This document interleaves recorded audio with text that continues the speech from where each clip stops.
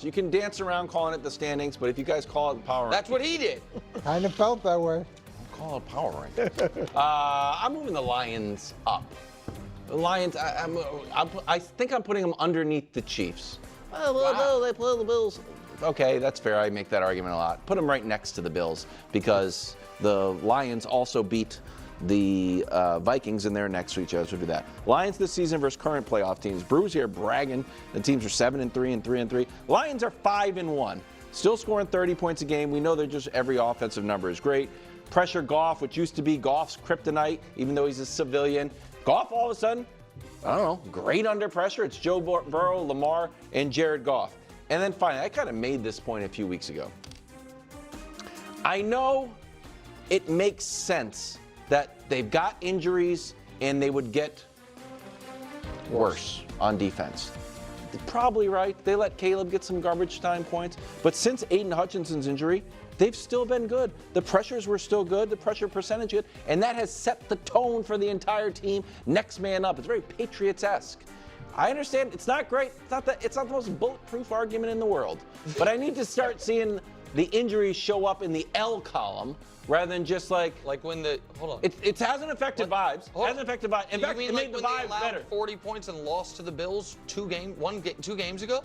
Bills lighting everybody up. The Caleb thing hurt me more. When they allowed 30 points and almost lost to the Packers the week before. Almost, I don't care about. No, but you said you want to see where it shows up. It showed up once. Okay, in the L column, yes. They sustained the Aiden Hutchinson injury very well. It's the dozen injuries since then that makes you concerned. You're right that after week 6 the defense kept humming, but it's since week 12, 13 where the injuries have really piled that we worry. Now, a pro column in the vibes, I don't know if you guys saw, the Lions today signed Teddy Bridgewater. And I do love that. Yes. Teddy Bridgewater won a state championship coaching and then was like, all right, I did what I was going to do. Back. Now I'm going to go play with the team. And the Lions like, come on back, Teddy. We love you. And so I do like that. Good vibes. That is absolutely. Nice that is good vibes. I thought we missed the window on that. On what? On just bringing guys onto the team. Because remember we kicked around Aaron Donald coming back and everyone's like, you missed the window. I think it's because he retired. I think it's different. What's Teddy Bridgewater doing? Not playing. He didn't put Sorry, it that's in a pop quiz. So I send in something. I'll be honest with you, Wilds. Sorry. That page of the CBA I don't quite have committed to memory, but the Lions did it, so I think it's allowed.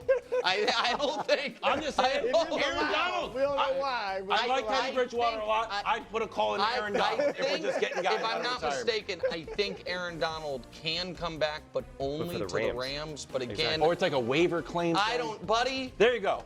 What are you doing? That was great. That's another segment. Okay. I'm pretty sure it's probably because Aaron retired and I think he probably still had us under contract, and I assume maybe Teddy's not. Doesn't matter. Irrelevant to this conversation right now. Yeah, I think the Lions are underrated. In a lot of ways, the Lions have been underrated throughout this whole season. There's always been the but with the Lions. Yeah, but Dan Campbell. Yeah, but Jared Goff. Yeah, but that defense. Yeah, but Aiden. Yeah, but the injuries. Yeah, but. It's been but all season. All season long. And they love it. They feed off it. They live for it. They want it. I'm a dual person where I love when people believe in me. And I can kind of live up to that because I don't want to let other people down. But then I also equally love when people doubt me and I get to prove them wrong. And it's like, tell me I can't, I don't hear you. I always think of that Amari Stoudemire commercial a million years ago. Tell me I can't, I don't hear you. And I used to have I used to also have that saved. And I've already told you a billion times now that I have that Amon-Ra St. Brown clip saved as well, where he screams, I'm built for this. And I can't not think about it when I think of the Detroit Lions. And even a segment like this, it's just like when Nick, it was a little tough to see because it was a smaller screen, and you could see Nick kind of make a face when Wild was kind of talking about the Lions, kind of you're kind of speaking nonsense right now. You know, you just obviously wholeheartedly disagrees. But to be fair, what do you got? 1, 2, 3, 4, 5, 6. He still has the Lions top 6, which I think is still fair. It's not like insulting. He didn't drop them down to like where the Texans are. Right? Like that would be downright insulting. I understand why you would put the Eagles and the Ravens and the Bills and the Chiefs ahead of the Lions. So I just don't think it's necessarily rooted in like a deep set of doubt. I know Nick has definitely been hard on the Lions, and he made fun of the Lions for signing Jared Goff, and you know all. He said, "I hope we face the Lions in the Super Bowl because of Jared Goff and the small hand, you know, all that type of stuff."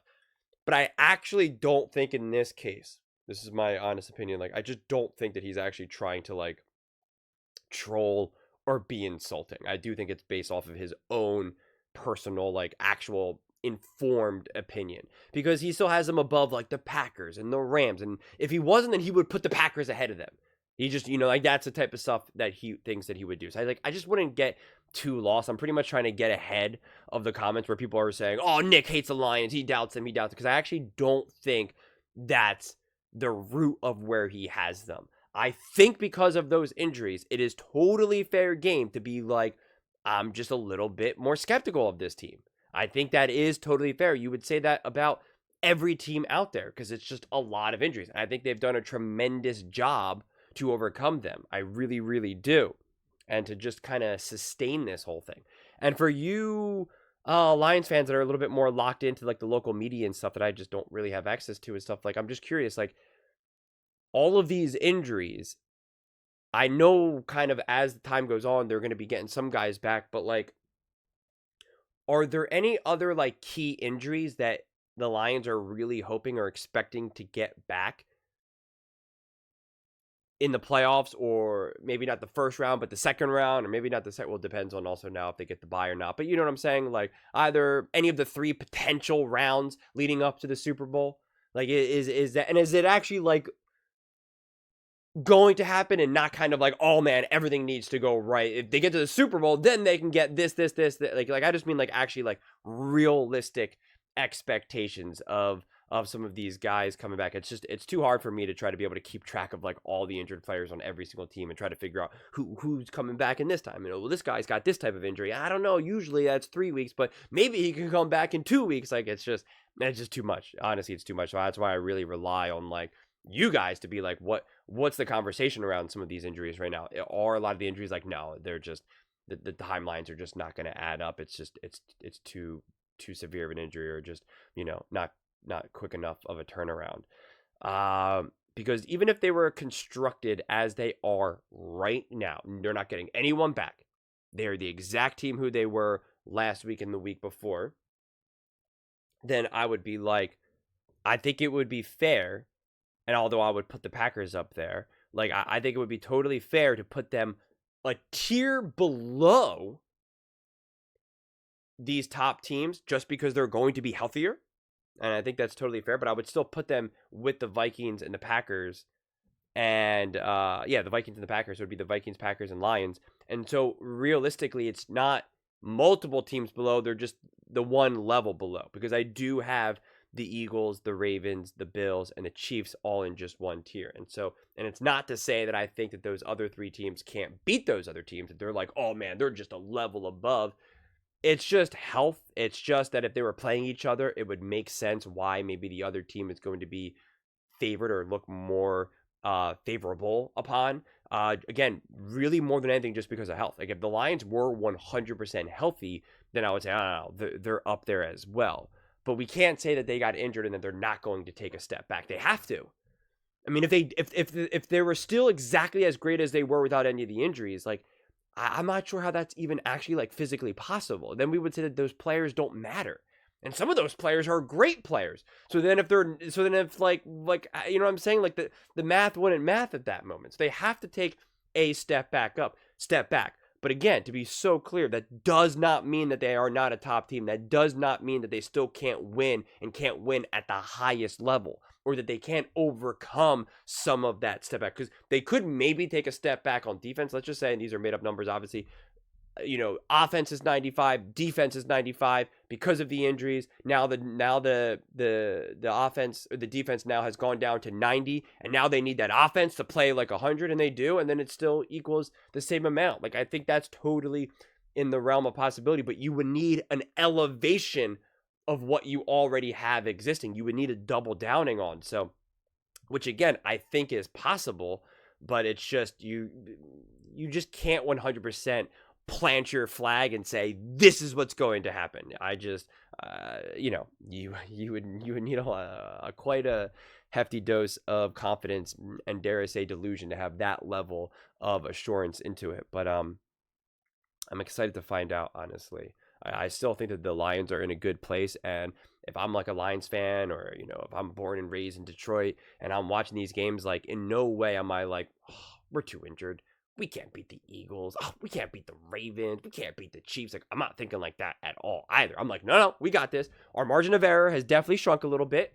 We got to play great ball. We got to really make sure that when we have the ball, we score. If there's a chance, if we're in this in-between drive and it's between a field goal and a touchdown, we better get that touchdown. If we're at, first and goal at the 7, we better get that touchdown and don't get some wonky penalty where now we go back 10 yards. Like, we're there. When we're there, we got to get it. We got to get it. And if it's a 3rd and long on defense and there's a way to get our defense off the field, we got to do it, man. You can't have some dumb holding penalty or some bad face mask. Like, you got to do it. It's like when those opportunities are there, it's like, it is like, no, we got to capitalize. We absolutely have to capitalize. I think it just gets tenser. It gets a little bit more stressful, but it's not like, all right, man, they're banged up. They're too banged up. We don't got this. I think that's the way it looks like. I think when the Lions were playing, it was kind of more like this. Like, yeah, we're good. We're good. Now it's like, no, it's like this. That's my visual representation of who I think the Lions are right now. Hope you enjoyed. But those are just my thoughts. I'd absolutely love to hear yours. What do you guys all think about the Detroit Lions? Do you think they are now underrated? Do you think it's fair to kind of see where they're at right now? And are you doubting them? Let me know in the comments below. I read every single comment. So whether you agree with me or disagree with me, either way, let's get in some discussions. Let's get in some fights. But ultimately, let's just have some fun. And please do consider subscribing. We're building an amazing community here, and I absolutely love to see you part of it. I want to build something that we all genuinely feel connected to. Something that we're really excited to be part of. I think we're on our way to doing it. Please don't forget to give this video a thumbs up, as it really does help with the visibility and the algorithm. Thank you so much. See you next time.